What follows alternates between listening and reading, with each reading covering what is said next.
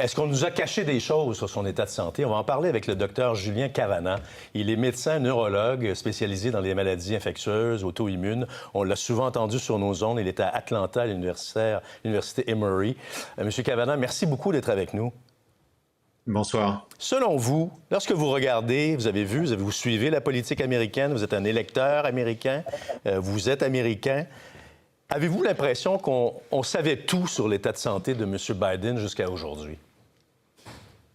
Ah ben même ce soir, on ne sait pas grand-chose. La question qui préoccupait jusqu'à ce soir, c'est le président Biden a-t-il un trouble neurologique, une maladie neurodégénérative qui fait que progressivement sa cognition, son état de santé se dégrade? Et on n'a pas la réponse à cette question.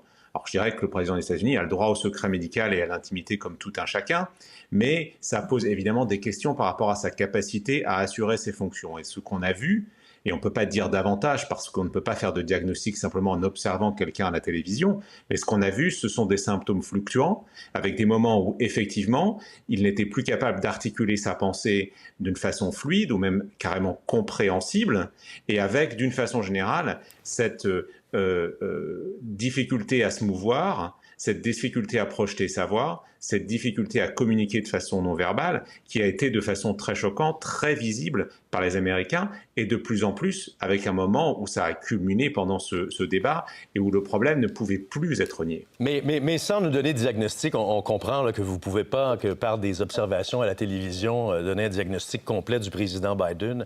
Mais quand même, comme neurologue, avez-vous l'impression, avec la séquence des événements qu'on vient de vivre là, depuis à peu près un mois, que sa condition se détériorait ou allait se détériorer de plus en plus? À l'évidence. Alors, il n'y a pas un diagnostic que des professionnels comme moi sauraient et ne veulent pas, pour des raisons éthiques, dévoiler au public. C'est simplement que lorsqu'on a une impression diagnostique, il pourrait y en avoir plusieurs en l'observant, ça doit être confronté à un examen clinique et des examens complémentaires. Et parfois, lorsqu'on fait cette démarche d'examen clinique et cette démarche d'examen complémentaire, l'impression initiale est complètement remise en jeu. Donc, c'est pour ça que c'est difficile de dire, et c'est pour ça que ça n'est pas éthique de dire s'il y a un diagnostic. Mais il y a eu des neurologues, certains de mes confrères qui sont venus beaucoup à la Maison-Blanche, donc ça pose la question, y avait-il un diagnostic déjà connu avant d'arriver à aujourd'hui? Et ça, on ne le sait pas. Peut-être que vos confrères et vos consoeurs, dans leurs investigations journalistiques, le démontreront ou pas. Oublions le médecin, oublions le neurologue que vous êtes. Je veux parler à l'électeur américain. Lorsque vous voyez un président dans cet état-là, où il a la difficulté à prononcer certains mots, la difficulté à compléter ses phrases, difficulté même de mobilité. Comment vous réagissez? Ça vous donne confiance? Eh bien non. C'est évidemment, en tant que citoyen, en tant qu'électeur, on n'a pas l'impression, lorsqu'on voit Joe Biden, on n'avait plus l'impression que c'était quelqu'un qui était capable d'être en permanence à 100% en mesure de prendre toutes les décisions qui peuvent s'imposer dans ce type de fonction extrêmement demandeuse. Et donc, même si sa pensée par moment réussissait à revenir et que surtout son intention par rapport au système démocratique américain, aux libertés fondamentales qu'il souhaitait défendre, était intacte, on ne pouvait pas imaginer que pour 4 ans et demi de plus, il puisse exercer ses fonctions. Et même si on sait très bien que le rôle de la vice-présidente est de reprendre le flambeau, y compris en cours de mandat, il paraissait quand même très difficile d'imaginer réélire un président qui, à coup sûr, ne finirait pas ce mandat. Mais M. Cavanagh, là, je reviens aux médecins que vous êtes. Ceux qui ont examiné M. Biden, ceux qui sont à la Maison-Blanche, celui, je ne sais pas s'il y en a plusieurs ou juste un, bref, qu'est-ce qu'ils ont pu lui dire concernant son état? Lorsqu'on est un médecin d'un patient qui a des troubles d'élocution, de mobilité dans une certaine mesure, est-ce qu'on lui dit, écoute, là, c'est peut-être pas le temps de mener une campagne présidentielle, c'est le temps de se reposer? Ça se dit ça à un président?